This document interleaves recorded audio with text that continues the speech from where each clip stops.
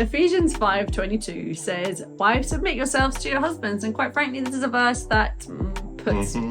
It's not a comfortable verse for a lot of people in Christendom. And I'm going to say a lot of women, it doesn't sit well with us. However, it is still the scripture. And so in this video, we're going to look at what does it mean and why do people have issue with it? A big reason why people have a problem with this verse or these verses is because they don't really read the verses. Ephesians chapter 5 verse 22 says, wives, submit yourselves to your own husbands. Horrific. Hold on. As unto the Lord. So here's the thing. As unto the Lord really means someone that actually wants your best things at heart. God is not going to expect us to do things or to submit ourselves in such a way that is detrimental to us. He wants us to submit to the good. So when it says, wives, submit to your husbands, even as unto the Lord, that's a big deal. But then... It doesn't mean if your husband tells you to do bad things that you do it. Well, then 3 verses later, it says, husbands, love your wives and give yourself to them as Christ gave himself for the church. Now, please don't try and argue that Christ's love was not sacrificial. It was sacrificial. He gave himself to the point of the cross for the church, for you and me. So if husbands are supposed to love their wives like that, doesn't that sort of soften the previous 3 verses? You know, doesn't it do something? So if you look at that context in itself, husbands, love your wives like Christ has loved the church. Wives, submit to your husbands. Everybody is doing the right thing towards everyone else. You know? Yeah, and you physically cannot read 2 things at the same time. That's why one comes first. Wouldn't it be amazing if one of your eyes could read verse 22 like at the same time? Yeah. But we're not. Amazing. We're people, so... Yeah, we can't do that. Now, husbands, if you want to understand more about verse 25, we're going to have that in a video coming up sometime soon. So make sure you subscribe. And with all scripture, we should also look at it in the context of wider scripture.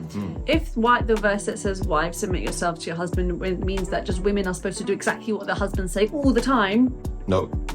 People, we need to read our Bibles. Yeah. Because Mary, if she had, I'm sure Joseph, his will was not that she was pregnant before they got married. Okay? And if she had just submitted to what her husband's will was going to be, then she would not have been the earthly mother of Jesus. Yeah, and looking at the Old Testament, there's examples that do. So for example, Deborah, she was a judge of Israel. She was a leader of Israel. She led the people. And if it wasn't just a case of that women are supposed to be under men, well, then God would not have made her a judge and a leader of all of Israel. The verse where it says, wives, submit yourselves to your husbands, it is not about subjugation. It is not about making women below men. It's really not. And part of the problem with it's not a problem with the verse itself. It's people. People are awkward. In reality, if you look back in time, Greek and Roman philosophy is that women are property of men, that women are subjugated to men, and that women do not have a voice and their voice does not count. They are purely as baby-making machines. This is not biblical doctrine. This is not what the Bible teaches. This is not what God's design is for women or for men. But this philosophy crept into the church, and the reason why so many women in particular have issue with this verse is because of that messed up philosophy. It's not what God teaches. God is not about subjugating women. He's not about putting women underneath men.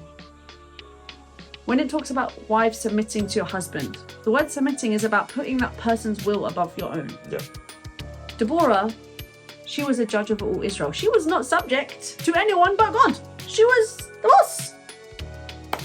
Men, husbands particularly, are expected to be leaders in the home. However, we are supposed to take good counsel and godly counsel, which we're encouraged to do in scripture as well. I'll give you an example. Rahab advised her future husband, it turns out, Salmon was her future husband. She advised her future husband to hide in the roof of her house, so she protected him. Bada bing, bada boom, ta-da! Eventually she's saved, eventually she goes with the children of Israel, eventually she gets married to the man she actually hid on her roof. And so wives submitting to your husbands was purely about actually wives should just do as the husbands say all the time, well, then he wouldn't have listened to her advice. But there it is. The husbands also need to take godly counsel or good counsel when it's there. Yeah, and for another example in the Old Testament is that David took good advice from Abigail. It even says the word advice. Exactly, and David listened to the advice, and that stopped him from killing Nabal and himself sinning, and also her, resulting in saving the household. And what about when someone doesn't take good advice? Yep, a really good example of this is in the New Testament when Pilate didn't take the advice of his wife, who kept telling him, don't kill Jesus, don't kill Jesus. And then he killed Jesus and lived his entire life with guilt and trying to wash his hands of the blood that he had made the order to spill. Also from the New Testament, we find the story of when Peter went to visit Cornelius, and he mentions that God is no respecter of persons, and it includes things like God appreciates nations that do good and to honor him. Well, ladies and gentlemen, nations include both men and women, so we're both included. Yeah, and I think, again, going back, that submitting to your husband is not just about him like subjugating, I'm underneath him. It's that also, women, we have a lot of decisions to make in a day, and if, as mothers, we have there are so many little decisions that we have to make constantly. And personally, I think part of the submitting to your husband is that God is like, just relax, like let him take the burden of the bigger, massive decisions, so that you don't have to carry the consequences personally yourself as well. I think it's also like God's grace for women, to just chill out for a second. It also means, of course, that we get the credit when it goes wrong and backfires. That happens. Like with Pilate. And if you look back all the way at Genesis, there's another really great example of how God has not made women to be underneath men as some sort of subservient being. Yeah, being. Because Eve was made from the rib of Adam, not from the feet to be under Adam, not from the head to be over Adam, but from the rib, to show that they were to be a part of each other, to be equal to each other. Different roles, yes, but equal.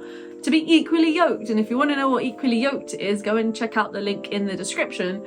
But God did not make women in the very first place to be underneath men. Now, how about a practical example of when people submit to the will of others? I submit to you, the Army and the Navy and the Air Force.